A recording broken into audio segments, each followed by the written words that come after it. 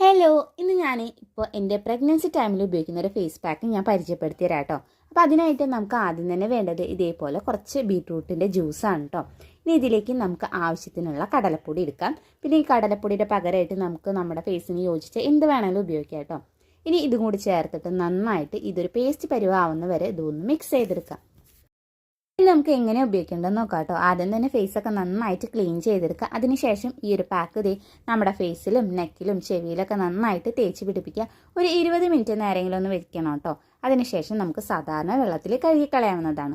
ഈ ഒരു face pack നമ്മുടെ ഡാർക്ക് സ്പോട്ട്സ് കുറയ്ക്കാൻ വേണ്ടിയിട്ട്, സ്കിൻ നന്നായിട്ട് ബ്രൈറ്റ് ആവാൻ വേണ്ടിയിട്ട്, അതേപോലെ തന്നെ പിഗ്മെൻറ്റേഷൻ ഒക്കെ വരികയാണെങ്കിൽ അതൊക്കെ നന്നായിട്ട് കുറയ്ക്കാൻ വേണ്ടിയിട്ട്, ഓപ്പൺ പോസ് ഒക്കെ നല്ല രീതിക്ക് കുറയാനൊക്കെ ആയിട്ട് സഹായിക്കുന്ന നല്ല അടിപൊളി ആയിട്ടുള്ളൊരു പാക്കാണ് കേട്ടോ.